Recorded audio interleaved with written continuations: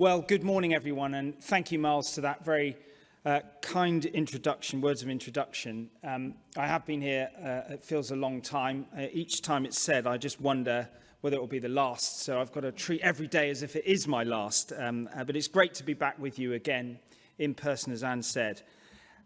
Coming together for events like today, I think gives us an opportunity to hear and learn from one another, to push forward in our shared venture of making the UK the envy of the world when it comes to financial services. But it also reminds me of another conference that took place 78 years ago tomorrow.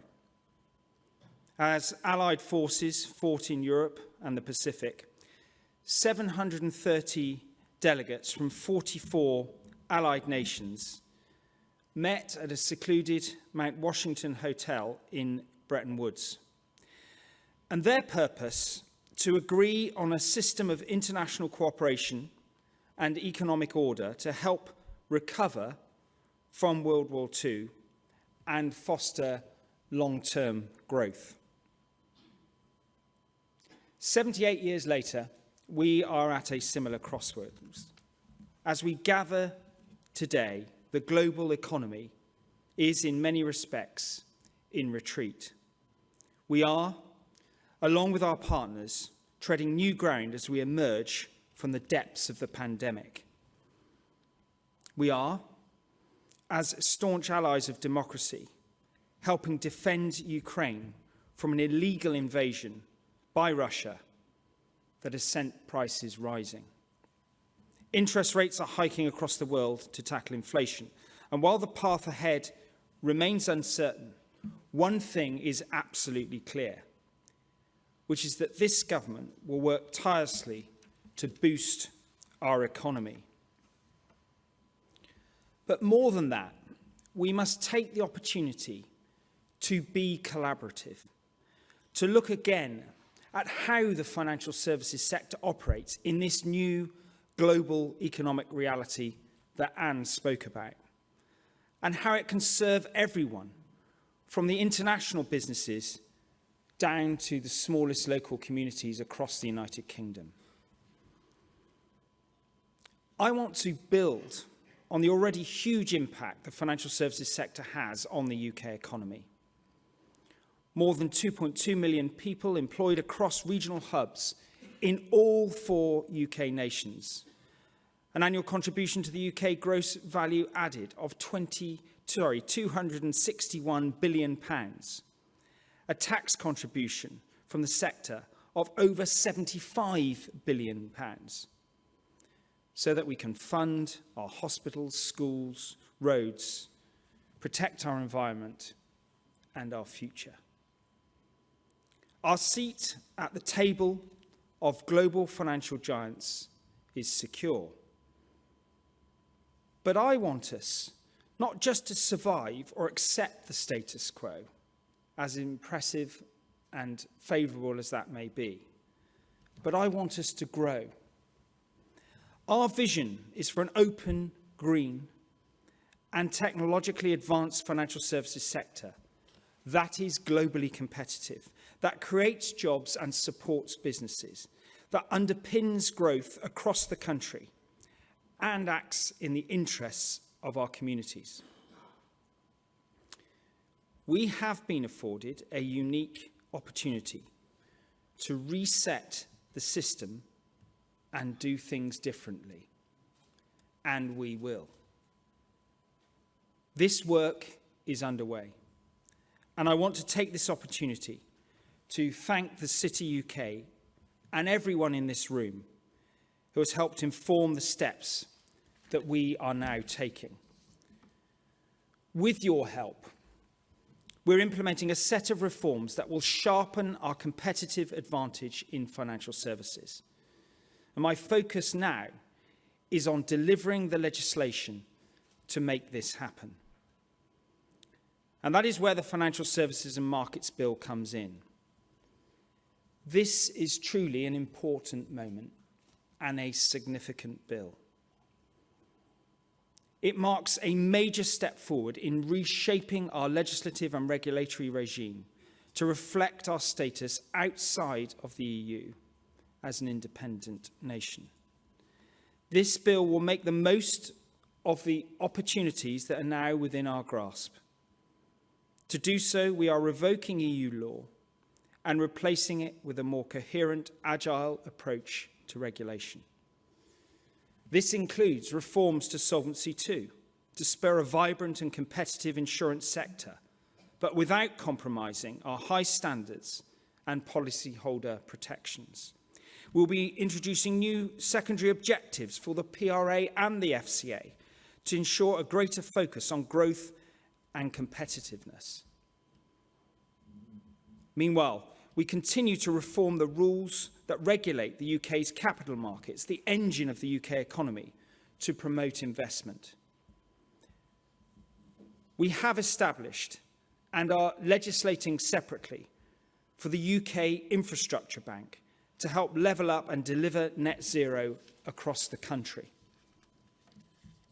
And we will harness the opportunities of innovative technologies in financial services, including supporting the safe adoption of a certain classification of cryptocurrencies, stablecoins, where used as a means of payment. But I also want to say how proud I am that through this bill, we are introducing additional protections for those investing in or using financial products by strengthening the rules around financial promotions and also providing recourse for the victims of scams. But this bill is about enabling economic growth and regeneration. It is about protecting the sector and its consumers. And it shows the world that far from the bonfire of regulation that some have speculated about, that we're already looking at how we can strengthen those world-leading regulatory standards in a way that supports the UK's position as a global financial centre. Doing things our own way doesn't mean that we are retreating or moving away from global norms. It means that we are being thoughtful about what is in the best interests of the United Kingdom. And the Chancellor and I are committed to openness as one of the core pillars of our financial services strategy.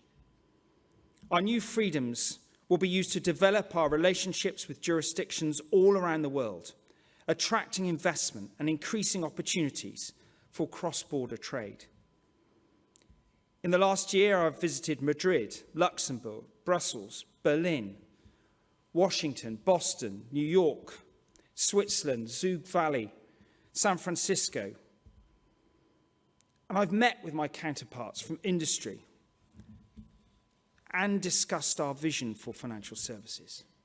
I've tried to deepen those bilateral relationships and shared the challenges that we face in the sector and explored areas for greater cooperation and collaboration. But throughout those conversations, I've also made clear that we have an unshakable abiding interest in a prosperous Europe. And I also made it plain that leaving the institutional framework of the EU is not about a race to the bottom. So it is time to put to bed the idea that the EU will have grounds to deny the UK access because of our poorer regulatory standards.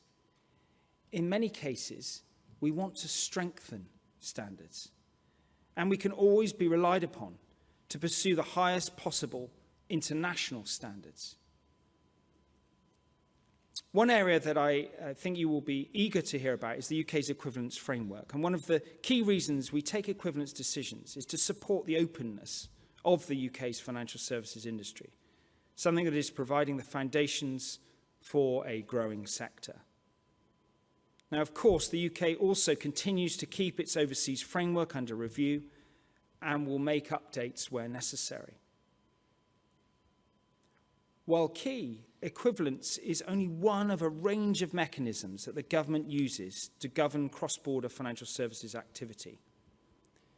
leaving the EU provided an important opportunity to also look at our overseas framework and the regimes within it to make sure that they're working effectively.